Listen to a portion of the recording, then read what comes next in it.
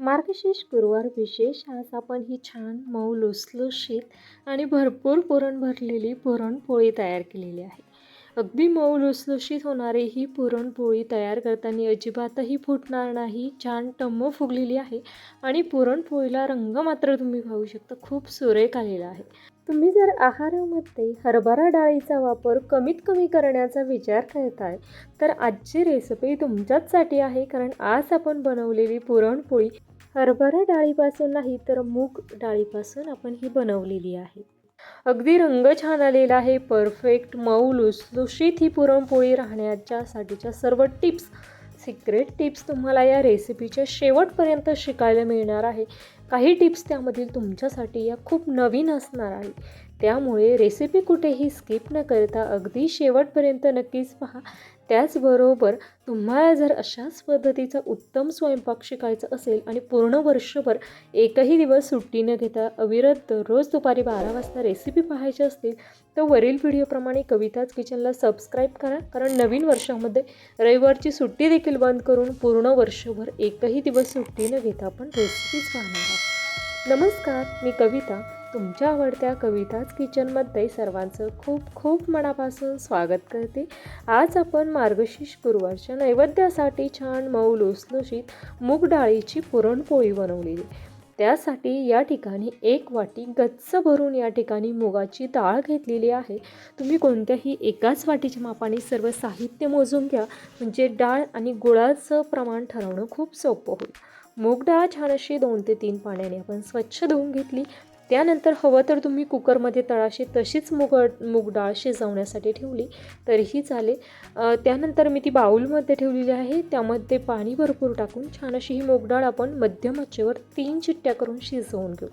तोपर्यंत या ठिकाणी आपण गव्हाचं अगदी बारीक असलेलं पीठ घ्यायचं. त्यामध्ये टाकायची चवीनुसार मीठ आणि हळद. हळदीमुळे हलकासा छान असा पिवळट रंग आपल्या पुरणपोळीला येतो.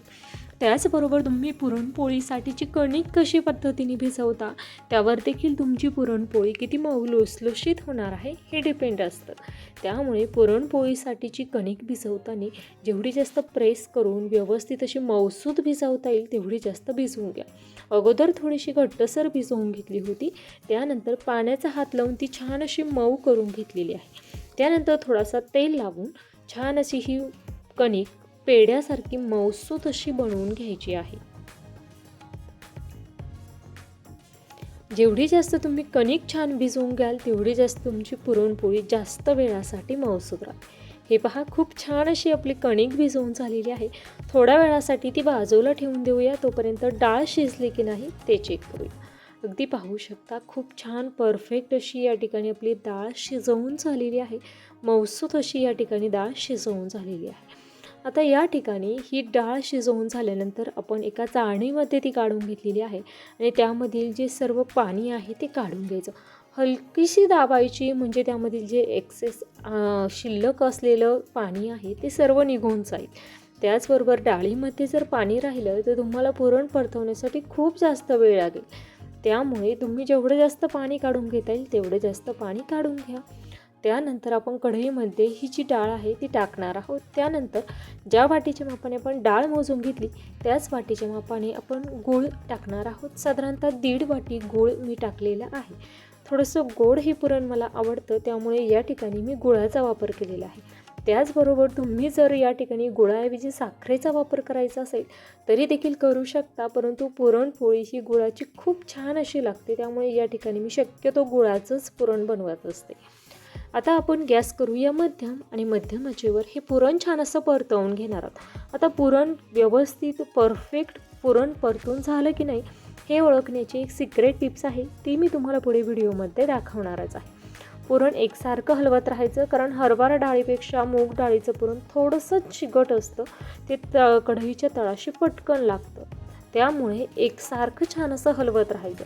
हे पहा, जेव्हा आपण अशा पद्धतीने त्यामध्ये उलटणी ठेवतो ती व्यवस्थित अशी उभी राहते, म्हणजे आपलं पुरण छान असं परतवून झालं असं समजावं. त्यानंतर पुरण गरम गरम असताना छान असं मॅशरच्या सहाय्याने पुरण आपण वाटून घेणार आहोत.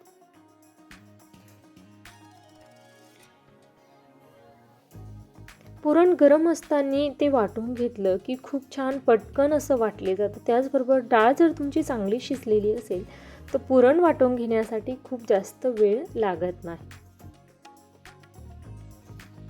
सर्व पुरण या ठिकाणी दळून झालेलं आहे. त्यामध्ये टाकूया 1 चमचा विलायची पावडर आणि व्यवस्थित अशी यामध्ये विलायची पावडर मिक्स केल्यानंतर पुरण हे थंड करण्यासाठी आपण असंच बाजूला ठेवून देणार आहोत. कारण पुरण जर गरम असेल तरी देखील तुमची पुरणपोळी फुटू शकते. त्यामुळे पुरण छान असं या ठिकाणी थंड करून घ्या. त्याचबरोबर पुरण व्यवस्थित असं परतवून देखील घेतलेलं असावं.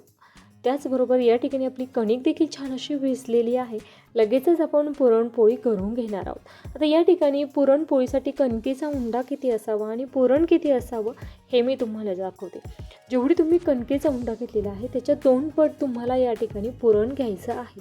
आणि एवढ्या पुरणामध्ये आपल्या साधारणतः गच्च दाबून भरलेल्या 4 ते 5च पोळ्या तयार होणार आहे. त्यामुळे या ठिकाणी पुरण तुम्ही किती भरता त्यावर तुमची पोळ्यांची संख्या डिपेंड असणार आहे. परंतु भरभरून तुम्ही पुरण घातलं तर तुमच्या साधारणतः 4 ते 5च पुरणपोळी तयार होणार आहे.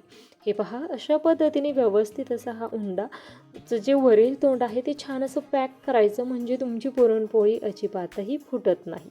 अगदी छान परफेक्ट या ठिकाणी आपली ही पुरणपोळीसाठीचा उंडा तयार झालेला आहे. आता लगेचच आपण पुरणपोळी तयार करून घेऊया.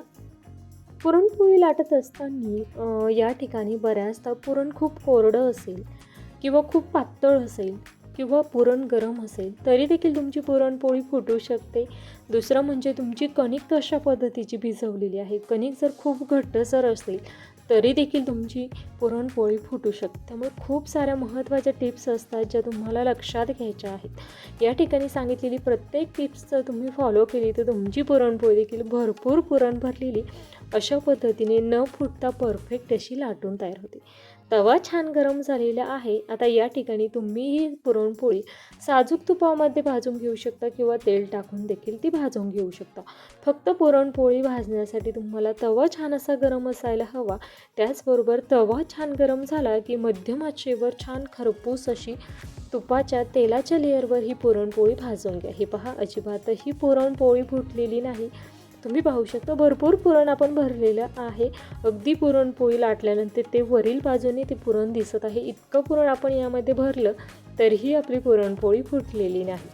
अगदी छान परफेक्ट अशी ही पुरणपोळी आपण मध्यम आचेवर खरपूस अशी भाजून घेणं देखील खूप गरजेचं आहे. पुरणपोळी तुम्ही कशा पद्धतीने भाजता त्यावर देखील ते डिपेंड आहे. आणि पुरणपोळी भाजताना खूप मंद आचेवर भाजू नका, छान मध्यम ते मोठ्या आचेवर भाजा. पुरणपोळीमध्ये तुम्ही पुरण जास्त भरलं तर तुमच्या पुरणपोळीला आपोआपच रंग छान असा पिवळटसर येतो. त्यामुळे पुरणपोळी करताना त्यामध्ये पुरण भरभरून भरा. खूप जास्त पुरण भरलं की ती पुरणपोळी दिसायला देखील खूप छान अशी दिसते, रंग खूप छान असा येतो. या ठिकाणी आपली पहिली पुरणपोळी बनवून तयार झालेली आहे. अशाच पद्धतीने राहिलेल्या 3 ते 4 पुरणपोळी मी तयार करून घेणार आहे. अगदी खूप छान वेगवेगळ्या भरपूर पौष्टिक आणि खूप साऱ्या सिक्रेट टिप्स आहेत. आपण दररोज दुपारी 12 वाजता रेसिपीज पाहत असतो. 2025मध्ये आपण रविवारचा 1 दिवस सुट्टी घेत होतो. सोमवारपासून ते शनिवारपर्यंत दररोज दुपारी 12 वाजता रेसिपी पाहत होतो. परंतु 2026मध्ये न्यू इयर स्पेशल आपण रविवारची सुट्टी देखील बंद करणार आहोत आणि पूर्ण वर्षभर एकही दिवस सुट्टी न घेता शार्प दुपारी 12 वाजता खूप साऱ्या वेगवेगळ्या आणि भरपूर टिप्स आहेत. तुम्ही सांगितलेल्या देखील सर्व रेसिपीज तयार करणार आहोत. त्यामुळे प्लीज चॅनलला सबस्क्राईब करा. सबस्क्राईब बटन हे या व्हिडिओच्या खाली जे चॅनलचं नाव आहे कविताज किचन त्यासमोर दिलेलं आहे, त्यावर क्लिक करून घंटीच्या बटनवर क्लिक करून ऑलवर क्लिक करा. हे पहा, भरपूर पुरण घालून माझ्या या साधारणतः 4च पुरणपोळी एवढ्या डाळीमध्ये झालेल्या आहेत. त्यामुळे तुम्ही अशा पद्धतीने भरपूर पुरण भरून केलेल्या पुरणाच्या पोळ्याला रंग पाहू शकता. खूप सुंदर आलेला आहे. हळद खूप जास्त वापरायची नाही, परंतु पुरण मात्र जास्त भरायचं, म्हणजे पुरणाचा जो रंग आहे तो पुरणपोळीला आपोआपच येतो. रेसिपी छान अशी तयार झाली आहे. रेसिपी जर तुम्हाला आवडली असेल आणि पुरणपोळी तुम्हाला खूप जास्त आवडत असेल तर प्लीज व्हिडिओला लाईक करा. त्याचबरोबर तुमच्या मित्रमैत्रिणी नातेवाईकांना देखील जास्तीत जास्त शेअर करा, जेणेकरून सर्वच आपल्या ज्या लेडीज आहेत त्या सर्वांना अशा पद्धतीची छान अशी पुरणपोळी तयार करता येईल. त्याचबरोबर व्हिडिओला कमेंट करायला विसरू नका. तुम्हाला अशाच पद्धतीच्या खूप साऱ्या नवनवीन कोणकोणत्या रेसिपीज शिकायच्या असतील त्या रेसिपींची नावे कमेंटमध्ये सांगा, म्हणजे त्या रेसिपी देखील अगदी अशाच पद्धतीने डिटेलमध्ये आपण पाहत जाऊ. त्याचबरोबर कमेंट बाजूला सरकवून हाईप देखील नक्कीच करा. किती खुसखुशीत पुरणपोळी झालेली आहे हे मी तुम्हाला दाखवते. हे पहा, मऊ लुसलुशीत ही पुरणपोळी आपली छान अशी अगदी खूप वेळासाठी देखील अशाच पद्धतीची मऊ लुसलुशीत राहणार आहे. वेळात वेळ काढून माझी रेसिपी शेवटपर्यंत पाहिल्याबद्दल धन्यवाद. पुन्हा भेटूया उद्या दुपारी 12 वाजता अगदी अशाच नवीन एखाद्या छानशा रेसिपीसोबत. तोपर्यंत धन्यवाद.